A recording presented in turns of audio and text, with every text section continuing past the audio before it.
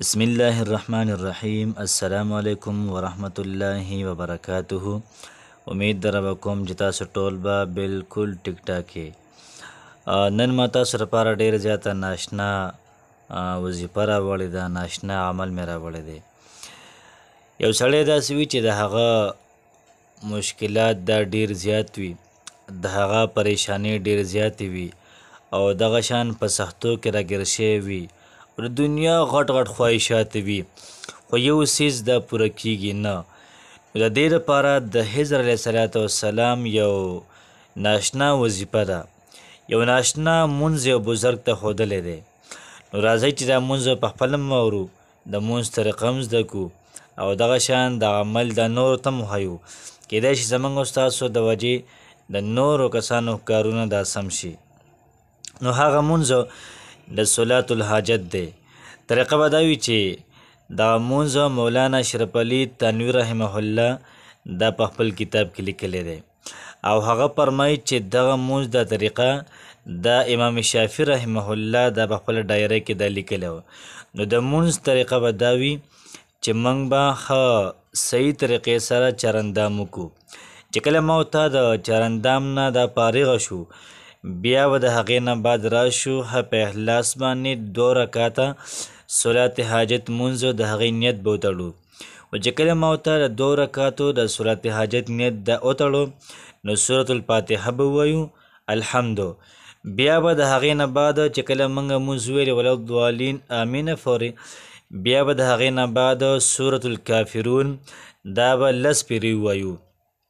قل یا ایها الکافرون لا أعبد ما تعبدون ولا أنتم عابدون ما أعبد ولا أنا عابد ما عبدتم ولا أنتم عابدون ما أعبد لكم دينكم ولي دين.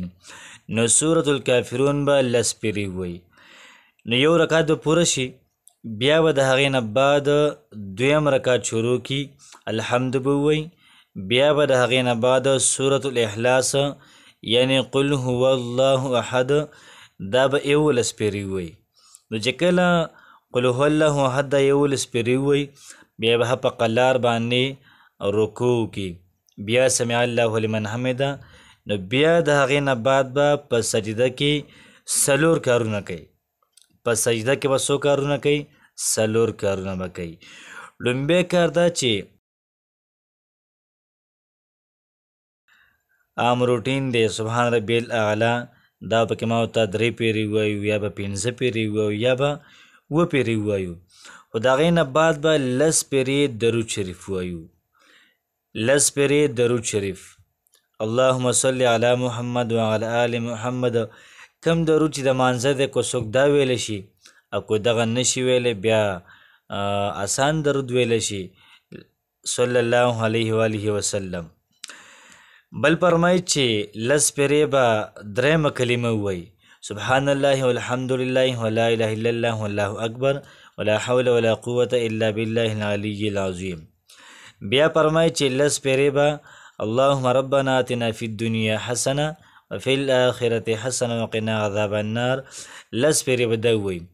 نو چې کله 10 پیرې دغه وویلې نو بیا چې کومه دوا دی غواړي که مصیبت کې دی ګیر وي نو په دقې سجده کې به دی پړه کي او پیرنیم دغه تیر کی، یا به داسې وکړي چې اللهم ربنا آتنا فی الدنیا حسنه وفي الآخرة حسنه وقنا عذاب النار او دی سلام ته کله نږدې شي په دغه ټیم کې به دعا وغواړي. نو چې کله دعا یې وغوښتله نو بیا به د هغې نه بعد سلام وګرځئ، بیا به درود شریف وایي او بیا به اوږده دوا به وکړي. خو چې کله اوږده دوا وکړله نو بیا به د هغې نه بعد درود شریف وایي او بیا به لاسونه په مخ باندې راکاږي او ښه په امید سره ښه په یقین سره او په الله پاک د کلک یقین ساتي انشاءالله العزیز کار به لازمي کیږي. ولې به کار نه کیږي؟ ځکه به کیږي چې دا وظیفه حضر علیه السلام یو بزرګ سړي ته ښودلې ده. نو بالکل په دې وظایفو باندې ما ورته عمل به هم کوم، ورسره به مونځ هم کوو. الله پاک دې ما تعالی د عمل کولو توفیق راکړي. السلام علیکم ورحمت الله وبرکاته.